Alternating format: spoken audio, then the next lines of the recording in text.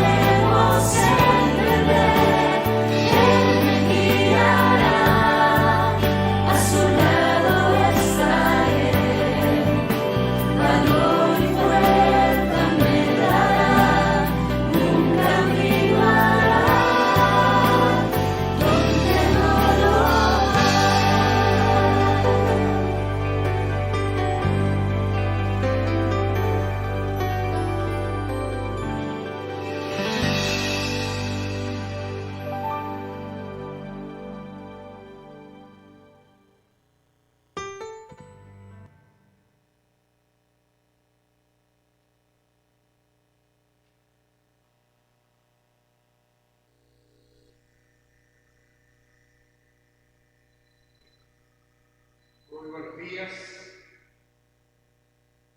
Es un momento especial que estamos viviendo. Miro aquí a mi alrededor, capacidad para 200 personas y somos 4, que en esta mañana estamos para transmitir la palabra de Dios y compartir el momento de la Cena del Señor. Por eso hemos invitado anticipadamente que puedan tener en sus hogares un trocito de pan y vino, aquellos que están bautizados por inmersión y en comunión con el Señor y con la Iglesia para poder disfrutar de este tiempo. Escuchábamos y cantaba el conjunto Sendas Dios hará. Sendas Dios hará donde piensas que no hay. Cuánta incertidumbre tenemos en estos días. Pero empezamos el domingo pasado considerando el Evangelio según San Marcos, y dice San Marcos capítulo 1, verso 1, en el principio del Evangelio de Jesucristo, Hijo de Dios, como está en Isaías profeta, he aquí yo envío mi mensajero delante de su faz, el cual preparará tu camino delante de ti. Voz del que clama en el desierto, preparad el camino del Señor, enderezad sus sendas. El principio de las buenas nuevas del Evangelio de Jesucristo, Hijo de Dios. Marcado anticipo por los profetas del Antiguo Testamento, veíamos el domingo. Dios irrumpe en la historia luego de 400 años de silencio. Jesús presentado como el siervo del Señor, el Hijo de Dios, la llegada del Rey. Y vemos en este Evangelio un autor divino que es el Espíritu Santo soplando el mensaje, un autor y escritor humano, Juan Marcos, el anuncio del Evangelio de Cristo.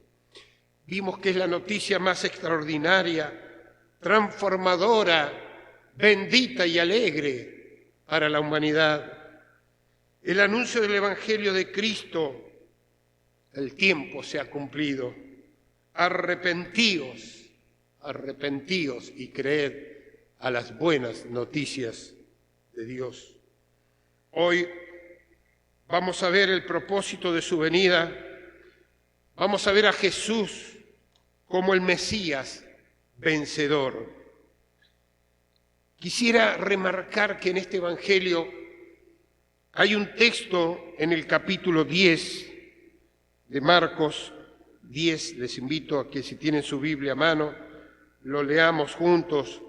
San Marcos 10, 45, pienso que es el tema central de este Evangelio, y dice, porque el Hijo del Hombre no vino para ser servido, sino para servir y dar su vida en rescate por muchos. El resumen de Marcos quizás lo podemos encontrar en este texto. El Hijo del Hombre no vino para ser servido, sino para servir y dar su vida en rescate por muchos. En primer lugar, en esta mañana quisiera que veamos el propósito de su venida. El propósito de su venida. Jesús, el Mesías vencedor, viniendo a este mundo. Capítulo 2, versículo 10. Dice, pues para que sepáis que el Hijo del Hombre tiene potestad en la tierra para perdonar pecados. Para que sepáis que ese Mesías prometido, el Hijo del Hombre, tiene poder y autoridad para perdonar pecados. Destaca, remarca, subraya su deidad, perdonar pecados. ¿Quién puede perdonar pecados sino Dios? Fue la discusión de aquellos religiosos ante ver las palabras de Jesús obrando en misericordia frente a la necesidad. Sí, también en segundo lugar quisiera marcar el llamado a los discípulos. Versículo 16 del capítulo 1 de San Marcos dice: andando Jesús junto al mar de Galilea, vio a Simón Pedro y a Andrés su hermano, que echaban la red en el mar, porque eran pescadores. Y les dijo Jesús: venid en pos de mí, y os haré pescadores de hombres. Venid en pos de mí, y os haré pescadores de hombres. Dejando luego sus redes, le siguieron. Pasando de allí un poco más adelante, vio a Jacobo, hijo de Zebedeo, y a Juan su hermano, también ellos en la barca que remendaban las redes, y luego los llamó, y dejando a su padre Zebedeo en la barca con los jordaneros, le siguieron. ¡Qué decisión! Jesús llama a estos 4 pescadores, una empresa de pesca que tenía Zebedeo con sus hijos. Y Jesús les llama en primer lugar a estos 4 pescadores.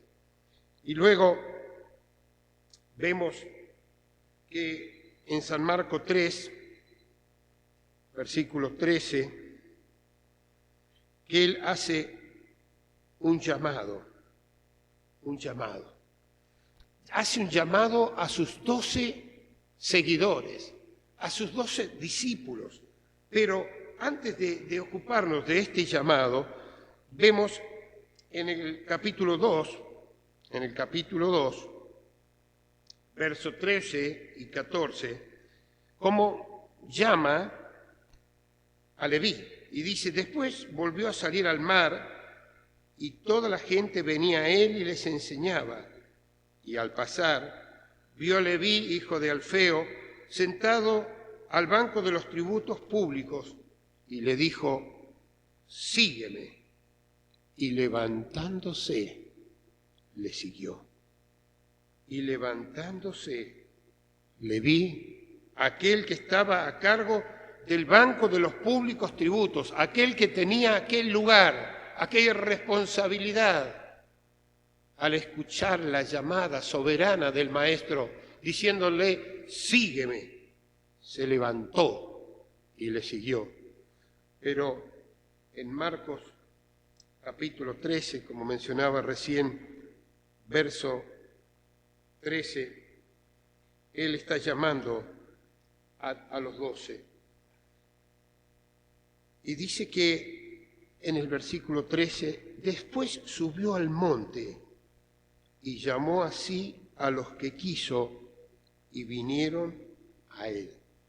Sí, llamó a los 12. Pero en el Evangelio según San Lucas nos dice este mismo relato que pasó la noche orando.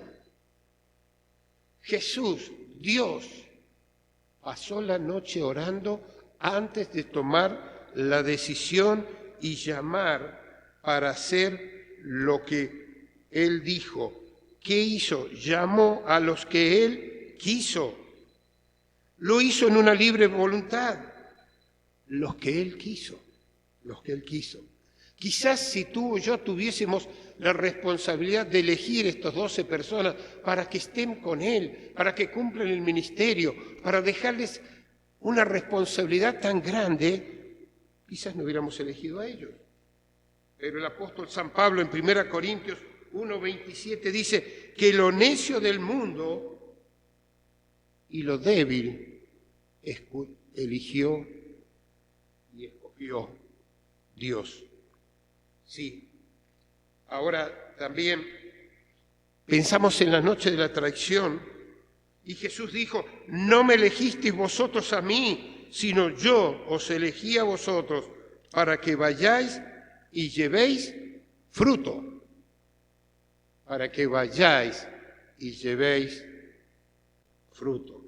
Sí, lo que nosotros hubiéramos elegido, el Señor soberano eligió. A los que Él determinó, ¿para qué? Para equiparles, para prepararles, para que estuviesen con Él, para enviarles a predicar, para que fuesen testigos de su doctrina, de su conducta, de su paciencia. El Señor los preparó para enviarlos, para que tengan autoridad, educándoles, mostrándoles ejemplo, porque tendrían que enfrentar a demonios, tenían que cumplir la tarea que el Señor les encomendó en el comienzo para mostrar su deidad. Les dio autoridad para que sanaran los enfermos. Sí, sí.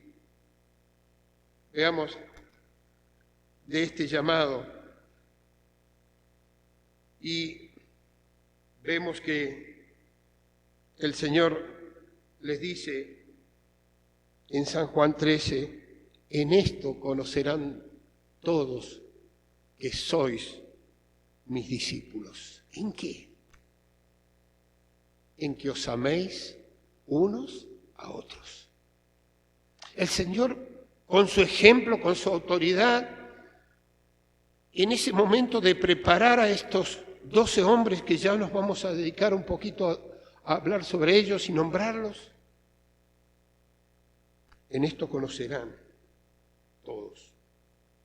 En San Juan 15, 14, los he puesto a ustedes para que vayan y lleven fruto. Autoridad, una tarea, una misión. El fruto. ¿Qué es el fruto? ¿Qué fruto tenían que llevar ellos? Es predicar el evangelio que el Mesías estaba trayendo, que Jesucristo traía el mensaje de salvación, de redención, que transforma vidas, que cambia las personas. Mesías, Dios vencedor. Aún a los mismos discípulos les costó entender esto. Porque el Señor tuvo que preguntar, ¿y vosotros quién decís que soy? ¿Qué dicen los demás de quién soy yo? Y a ellos todavía les costaba llegar a tener una plena certeza de quién era este Mesías, quién era Jesús. Que era Dios vencedor, era Dios vencedor. Luego vemos este siervo vencedor sobre todas las consecuencias de la caída del hombre, frente a un mundo roto, un mundo caído, un mundo desplomado, de lo que fue el principio, de lo que fue el deseo del corazón de Dios allí en el Génesis. Capítulo 1, verso 32.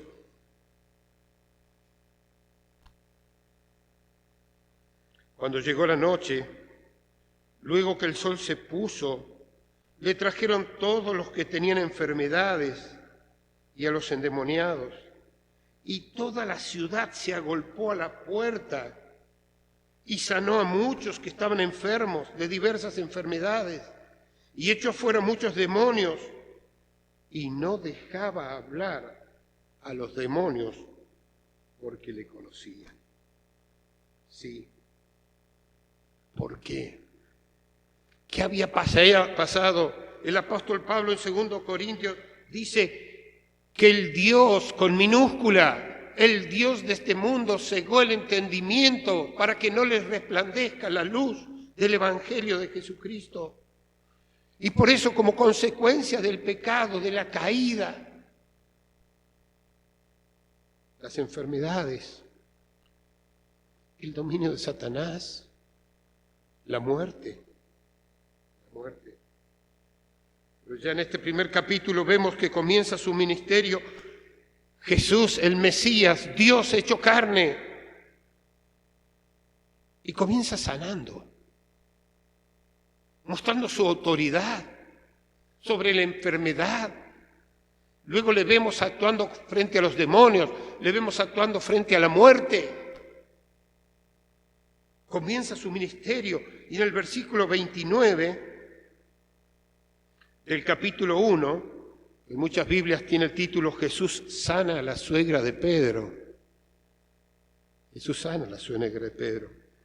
Y dice, al salir de la sinagoga, vinieron a casa de Simón y Andrés con Jacobo y Juan. Y la suegra de Simón Pedro estaba acostada con fiebre y enseguida le hablaron de ella. Entonces él se acercó y la tomó de la mano y la levantó e inmediatamente le dejó la fiebre y ella le servía. Jesús le toma de la mano. Cuando la fiebre era alta, en ese tiempo estábamos llegando a considerar que la salud de la persona ya estaba tan quebrantada y en muchos casos se esperaba solamente que su vida terminara. Pero llegó Jesús y toma su mano, la suegra de Pedro, y dice que inmediatamente no hubo un proceso de recuperación. Se levantó y con todas sus fuerzas le servía.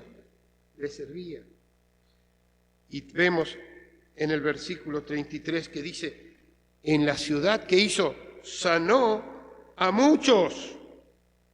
La gente se agolpó en la puerta de la ciudad en busca de una respuesta a su necesidad física.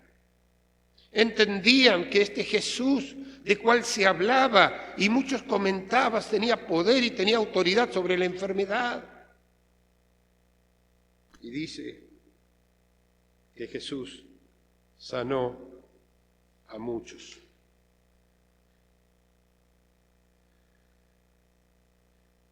Y quisiera relatar dos eventos especiales donde Jesús, Dios hecho hombre, realiza y que solamente el Evangelio de Marcos los registra. Muchos milagros son relatados por los distintos evangelios, pero hay dos que quisiera que nos ocupáramos en esta mañana, que solamente el evangelista Marcos los muestra y los relata. El primero, vamos a Marcos capítulo 7, versículo 31. Y en muchas Biblias se encuentra el título que dice, Jesús sana a un sordo mudo. Y dice verso 31 del capítulo 7 de San Marcos, volviendo a salir de la región de Tiro, vino por Sidón al mar de Galilea, pasando por la región de Decápolis. ¿Sabe qué significa esto? Jesús no usó el camino directo, sino usó un camino que hacía toda una vuelta y un recorrido que aproximadamente, dicen los conocedores, fue a 130 kilómetros. Un camino y un tiempo que le llevó a pie entre 2 o 3 meses. Y Jesús vino. Verso 32. Y cuando Jesús llega allí, encuentran que le traen, verso 32, un sordo y tartamudo, y le rogaron que le pusiera la mano encima. Y tomándole aparte de la gente, metió los dedos en las orejas de él, y escupiendo, tocó su lengua, y levantando los ojos al cielo, gimió, y le dijo, efata, es decir, se ha abierto. Y al momento fueron abiertos los ojos y se desató la ligadura de su lengua y hablaba bien. Y le mandó que no dijesen a nadie.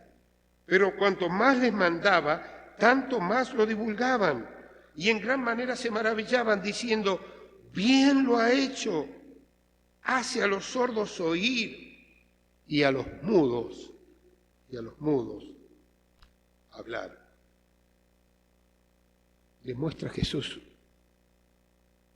su amor, su ternura, su consideración. Se para frente a un hombre que la vida no le era fácil.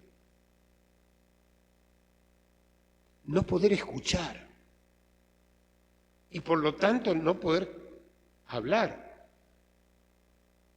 Se traduce como mudo o tartamudo, pero él tenía dificultades en la comunicación. Estaba totalmente aislado, pero alguien le trae a Jesús para que Jesús le ponga la mano encima. Y Jesús, luego de esa caminata, se acerca al hombre y le retira de la multitud. Le lleva aparte de la gente, le separa del grupo. Jesús no deseaba hacer publicidad. Jesús no quería que todos vean lo que él iba a hacer. Quería actuar en forma personal frente a la necesidad de una persona. Y ese es el deseo de Jesús desde la antigüedad. Es llegar a mi vida, llegar a tu vida, en tu necesidad. Y actuar de la manera que solo Él puede hacer. Que Él puede hacer. Y le llevó a este hombre a un lugar aparte. Y tomándole aparte, dice que metió los dedos en las orejas de él. ¿Saben qué? Le traen al hombre para que Jesús ponga la mano encima. Jesús poniendo la mano encima le podría haber sanado. Sí, por supuesto que sí. Pero no siempre Jesús, el Maestro Divino, usa los mismos métodos. En este caso, tuvo misericordia de este hombre necesitado y le llevó aparte para mostrarle su amor, para mostrarle su preocupación por él y que él se iba a ocupar solamente de él y que la multitud quedara por un momento aparte. Él era el centro en ese momento de esa necesidad. Él era el necesitado. Y Jesús mira nuestras vidas necesitados y Él nos lleva a través de distintas circunstancias a entender, a escuchar. Dios usa personas, usa circunstancias para detenernos en la vida, para llevarnos aparte y hablarnos al corazón, para mostrarnos su amor, su gracia, su misericordia. ¿Y qué hace Jesús? Utiliza un método distinto, mete los dedos en sus orejas y luego escupe en su dedo y toca la lengua. ¿Y qué hace después? Levanta los ojos al cielo y suspira. Y suspira. Y gimió, dicen algunas versiones. Es un respiro profundo, mostrando realmente su compasión, su empatía, su dependencia con el Padre, levantando los ojos al cielo y pronuncia la primera palabra, Efata. Jesús no había hablado, Jesús no utilizó discursos llamativos. Jesús actuó de su manera especial, distinta, profunda, ante la necesidad. En respuesta vemos en el versículo 35, y al momento fueron abiertos sus oídos y se desató la ligadura de su lengua y hablaba bien. Hablaba bien. Es que el creador del cielo y de la tierra, el dador de la vida, Él tiene autoridad y no hay nada que pueda resistirse a su palabra, a sus manos, a su misericordia, a su llamado. Él aún hoy llama a salvación. Él aún hoy te llama y te dice, venid a mí todos los que estáis trabajados y cargados, que yo os haré descansar. Y hay muchos que no quieren oír. Este mensaje no es para mí. Yo tengo mi religión, yo tengo mi tradición, yo tengo mis principios. Y Jesús quiere llegar por encima de los principios, religiones, porque Él mira el corazón, Él mira la necesidad, mira con amor, mira con misericordia. Y al momento fueron abiertos sus oídos, se desató la ligadura de su lengua y hablaba, y le mandó que no dijesen a nadie, pero mientras más le mandaba, más lo divulgaban, y en gran manera se maravillaban, diciendo, lo ha hecho todo bien. Hace oír a los sordos y a los mudos hablar. Sí.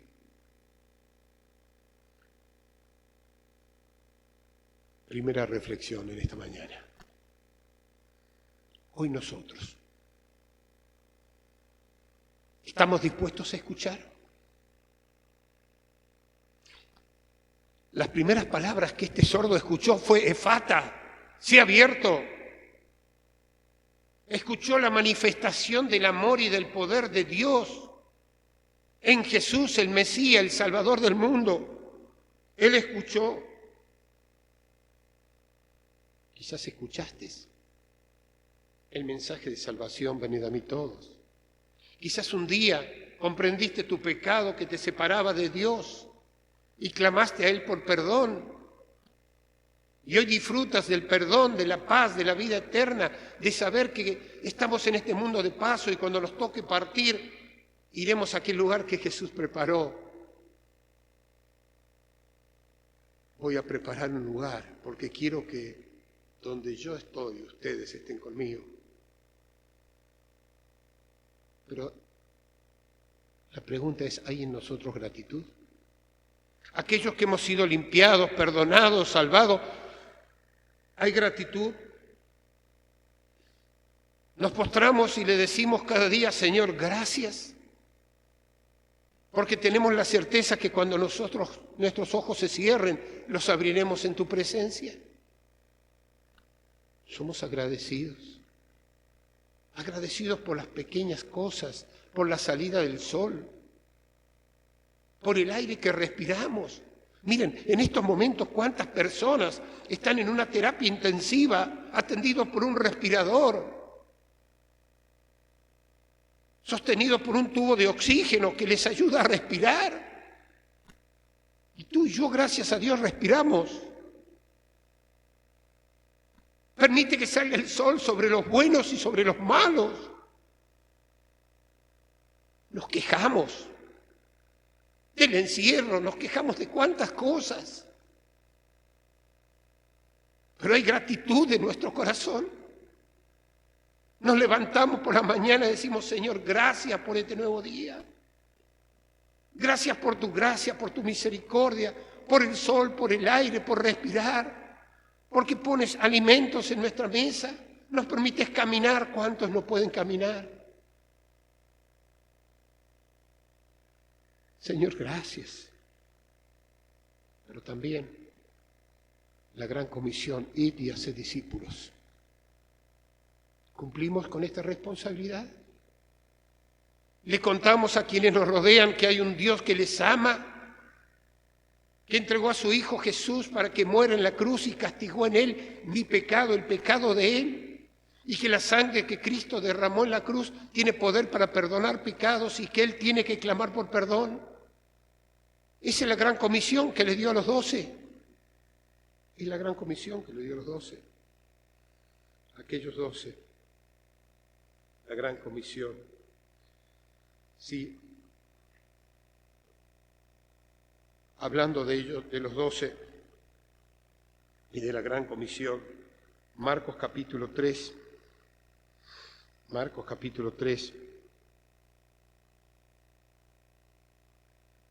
verso 13, dice que Jesús subió al monte y llamó así a los que él quiso y vinieron a él y estableció a 12 para que estuviesen con él, para enviarlos a predicar el gran mensaje, la gran comisión que estamos hablando, y que tuviesen autoridad para sanar enfermedades, para echar fuera demonios. A Simón, a quien puso por sobrenombre Pedro, 1, Jacobo, 2, Jacobo hijo de Zebedeo, Juan, 3, hermano de Jacobo, a quienes apellidó Boanerges, esto es, hijos del trueno, 4, Andrés, 5, Felipe, 6, Bartolomé, 7, Mateo, 8, Tomás, 9, Jacobo, Tadeo, 10, Simón el cananita, 12, Judas Iscariote. ¿Repasamos? Pedro, Jacobo, Juan, Andrés, Felipe, Bartolomé, Mateo, Tomás, Jacobo, Tadeo, Simón y Judas del Iscariote, 12. Eligió a los 12 para que fuesen a predicar. Sí, eligió a los 12 para que fuesen a predicar. Pero dijimos que tenemos el segundo caso que solamente Marcos nos registra. Y el segundo caso lo encontramos en el capítulo 8 de San Marcos. El segundo caso lo encontramos en el capítulo 8 de San Marcos, desde el versículo 22 en adelante. Y dice así la palabra de Dios: vino luego a Betsaida y le trajeron un ciego y le rogaron que le tocase. Entonces, tomando la mano del ciego, le sacó fuera de la aldea y escupiendo en sus ojos, le puso las manos encima y le preguntó si veía algo. Él, mirando, dijo: veo los hombres como árboles, pero los veo que andan. Luego le puso otra vez las manos sobre los ojos y le hizo que mirase, y fue restablecido. Y vio de lejos claramente a todos. Lo envió a su casa diciendo: no entres en la aldea, ni lo digas a nadie en la aldea. Un ciego en Betsaida. Dicen muchos que este no era un ciego de nacimiento. No conocemos el motivo por el cual perdió la vista, pero estaba ciego. Y le traen a Jesús y le ruegan a Jesús que le coloque las manos encima, que le toque. La fe de aquellos que le traían, entendiendo que Jesús era aquel que poniendo su mano encima le sanaría, pero Jesús. Y vemos que Marcos muestra detalles muy cercanos, que posiblemente los pudo ver él, o quizás Pedro, quien fue aquel que estuvo muy cerca de Marcos, y Marcos fue el escritor de aquellos detalles íntimos que Pedro le estuvo comentando. Jesús le toma de la mano. Al tomarle de la mano le lleva impartiéndole su misericordia, su amor. Con cariño le lleva fuera de la aldea a un campo abierto. ¿Por qué le lleva afuera? Yo creo que hay dos motivos, los pienso yo en lo personal. Primero, para que todos los que estaban allí no estén proclamando y interrumpan ese momento de comunión cercana, para que Jesús llegue al corazón de este hombre necesitado. Uno de los motivos, pero quizás el otro es porque al salir afuera, al no estar tan apretado por personas, al estar en el campo abierto, este hombre podía comprobar el alcance, la magnitud, la profundidad del milagro. ¿Por qué? Porque podría ver lejos. Podría ver las montañas, podría ver un pajarillo volar a la distancia. ¿Y qué hace Jesús? ¿Qué hace Jesús? Una vez que le saca de la aldea, verso 23, escupiendo en sus ojos, le puso la mano encima y le preguntó si veía algo. De una manera distinta. Jesús actúa no por una normativa, por una regla, por el único salvoconducto que puede él desarrollar para llegar a lograr el objetivo. Escupe, le pone la mano encima y le pregunta si ve. ¿Y qué dice el hombre? Veo, pero veo hombres como árboles, claro, estaba afuera en el campo, árboles que caminan, era una visión muy borrosa, muy borrosa. Y luego puso otra vez las manos sobre los ojos y le hizo que mirase y fue restablecido y vio lejos y claramente vio todo. Claramente vio todo. Le recobra totalmente la vista. ¿Sabes qué? Es que cuando Jesús actúa en una persona, no hace las cosas a medias. No deja un trabajo sin terminar. No deja una visión frustrada. Cuando Jesús viene a la vida de un pecador perdido que está en medio de la oscuridad, por fe recibe a Jesucristo, abre sus ojos y le da una visión completa. Le permite crecer día a día en conocer al Salvador. Le permite poder caminar por este mundo en medio de la oscuridad con un objetivo claro, que es la misión, que es el saber que somos hijos de Dios, que estamos en sus manos, que hay seguridad, que hay protección, que hay vida eterna. Sin duda, recobra totalmente la vista, pero verso 26 le dice, ve a tu casa y no vayas a la aldea, ni digas nada. Es que Jesús no estaba buscando como objetivo que la gente venga para ser sanada, sin duda lo hizo. Porque en su amor y su misericordia vino a restaurar lo caído. Las consecuencias del pecado y por las consecuencias del pecado y la desobediencia es esta caída. Pero Él vino a cubrir una obra mayor. No solamente sanar, sino proclamar la sanidad interior, la salvación, la seguridad de vida eterna, la seguridad de la casa del Padre. Ese es el mensaje de Cristo.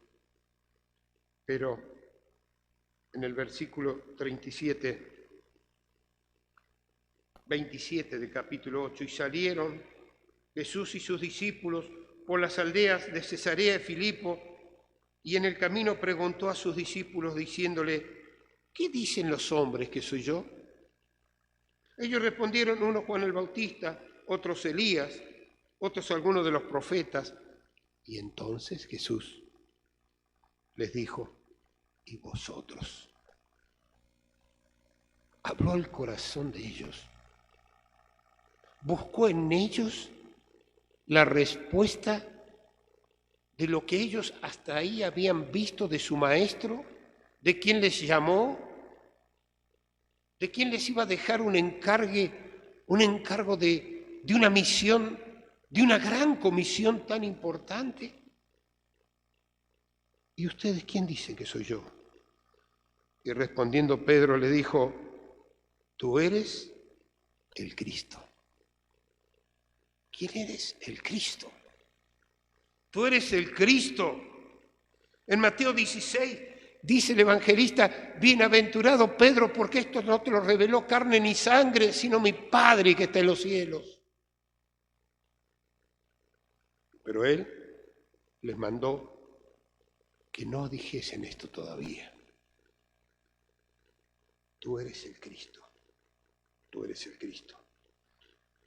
San Juan 20:31 dice, estas cosas se han escrito para que creáis que Jesús es el Cristo, el Hijo de Dios, y para que creyendo tengáis vida eterna. Más allá de la salud, más allá de la vida de aquellos que resucitó, como el hijo de la viuda de Naín, como Lázaro, que vivieron, que resucitaron, pero un día volvieron a morir. Para que sepáis que Jesús es el Cristo y creáis en el Hijo de Dios, para que creyendo en Él tengamos vida eterna. ¿Has creído en Jesús? ¿Has creído de corazón? Entendiendo que tus pecados te separan de Dios y que la sangre de Cristo puede limpiar y perdonar tus pecados y puede restaurarse y te ofrece vida eterna, que aunque el COVID o un accidente o cualquier situación hoy termine con nuestra vida, cerraremos los ojos aquí, pero los abriremos con el Padre. Y nos encontraremos con aquel que veremos sus manos traspasadas, su costado abierto, las marcas de la cruz, el precio que pagó por mi perdón, por mi redención. Verso 31 del capítulo 8. Y comenzó a enseñarles que era necesario al Hijo del Hombre padecer mucho y ser desechado por los ancianos, por los principales sacerdotes, por los escribas, y ser muerto y resucitar después de 3 días. Jesús empieza a los íntimos a hablarles al corazón. Les está preparando para la gran comisión. Les está mostrando su gracia. Les está revelando aquello tan profundo de lo que pasaría, de lo que vivirían, de lo que serían las horas amargas, de lo que sería pasar por Getsemaní, lo que sería luego pasar por la cruz, ir a una tumba fría, pero al tercer día resucitar para mostrar que es el Mesías, el Cristo, Dios. Dios hecho hombre. El mensaje que irrumpió la historia ¿llegó a tus oídos hoy? ¿Llegó a tu vida hoy? Yo doy gracias a Dios porque un día alguien me habló de Cristo. Doy gracias a Dios porque ese mensaje llegó con claridad a mi vida. Y es el deseo de muchos y de Cristo y de sus seguidores que ese mensaje llegue a tu corazón y tú tomes esa decisión en esta mañana. Llegó a los oídos de todos.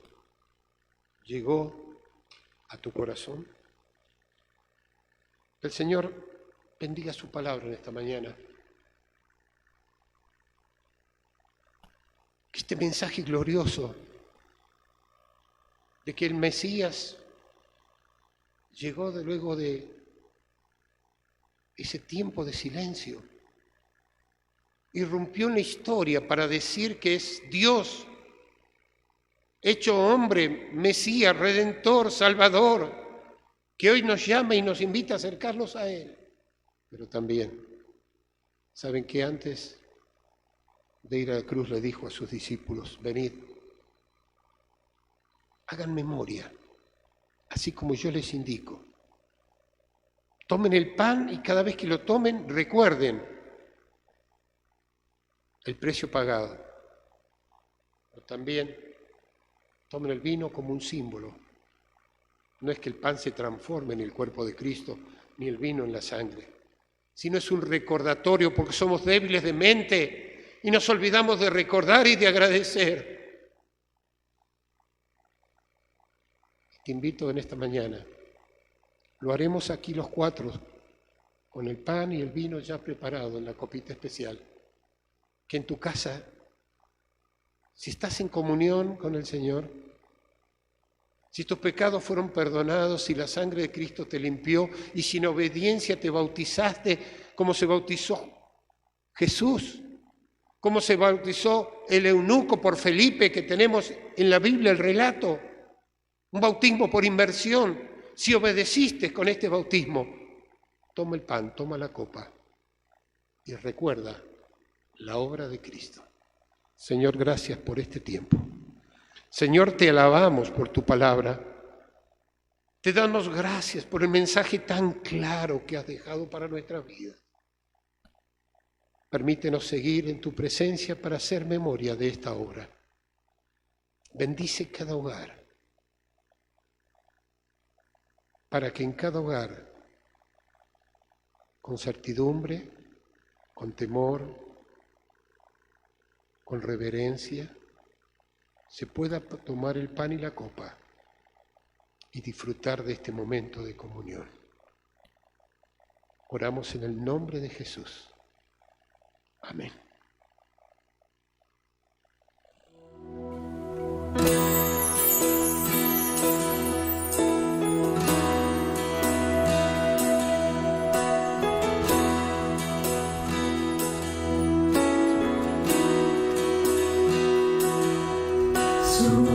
Sublime gracia del Señor, que a mí me transformó. Perdido estaba, mas Jesús me halló y me salvó. Su gracia tierna me enseñó a amarle con temor, y es su gracia que me da certeza de su amor. Mi Salvador me rescató, de mis cadenas me liberó, pues su amor, el derramado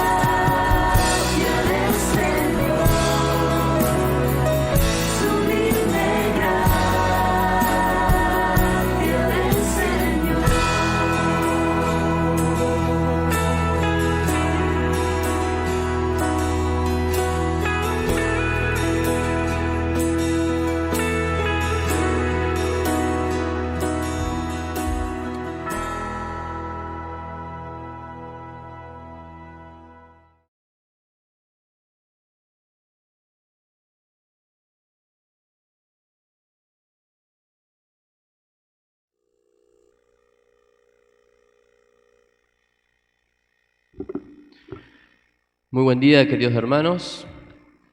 Vamos a participar de la cena, como Dios nos ha instruido, vamos a hacer memoria de Él. Pero antes quiero compartir con ustedes unos versículos del capítulo 51, de Salmos 51, versículos 16 y 17. Porque no quiere sacrificios, que yo lo daría, no quieres holocaustos. Los sacrificios de Dios son el espíritu quebrantado, al corazón contrito y humillado, no despreciarás tú, oh Dios. Como nos compartía recién don Abel, el sacrificio lo hizo Jesucristo por nosotros. Su muerte de cruz fue por cada uno de nuestros pecados. Los sacrificios de Dios son el espíritu quebrantado, nos dice, al corazón contrito y humillado, no despreciarás tú. Si creemos con fe en esta obra del Señor Jesucristo, que Él murió por nosotros, nos arrepentimos de corazón de nuestros pecados, se los confesamos a Él y entregamos nuestra vida a Cristo, pues tenemos la salvación, tenemos las puertas de la vida eterna. Y esta obra maravillosa es la que vamos a recordar hoy y darle gracias a Dios, como Él nos ha instruido, vamos a hacer memoria. Oremos por el pan, hermanos, para agradecerle a Dios. Amado Dios y Padre, que estás en los cielos, tú que eres grande en amor y misericordia, gracias te damos, Señor, por esta obra maravillosa que hizo Jesucristo por cada uno de nosotros, Señor. Gracias por ese cuerpo que fue molido, Señor, y que hoy nos da la salvación, que hoy justifica nuestros pecados, Señor. Gracias porque en Él nos muestras tu gran amor hacia nosotros, tu justicia, Señor, y gracias por el plan que tú tienes para nuestras vidas, Señor. Queremos clamar a ti por esta iglesia, Señor, por esta pandemia, para que puedas parar pronto, Señor, y que podamos pronto nuevamente estar los hermanos aquí reunidos para alabarte, para clamar tu nombre, Señor, para agradecerte por todo lo que tú nos das, Señor. Gracias por tu Hijo Jesucristo, gracias porque nos entregas este ingreso, Señor, a la vida eterna, a la salvación, Señor. En nombre de Cristo Jesús. Amén.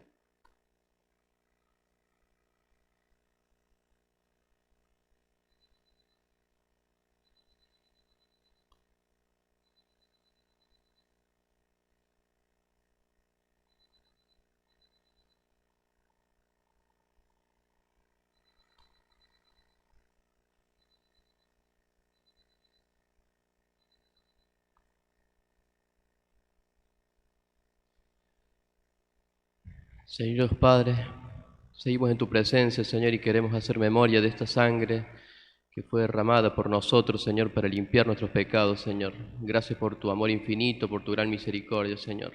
Te pedimos que tú sigas guiando a esta iglesia, que sigas guiando a los ancianos, Señor, que tú obres en ellos, que les des sabiduría para conducir a las ovejas. Sabemos que es una hermosa y gran responsabilidad que ellos tienen, Señor, y queremos que tú le guíes, que sea bajo tu bendición, Señor. Te amamos, Señor, y clamamos a ti día a día para poder disfrutar, Señor, de la vida y llena de bendiciones que tú nos das y obedecemos a ti, Señor. Te alabamos, te damos gracias en nombre de Cristo Jesús. Amén.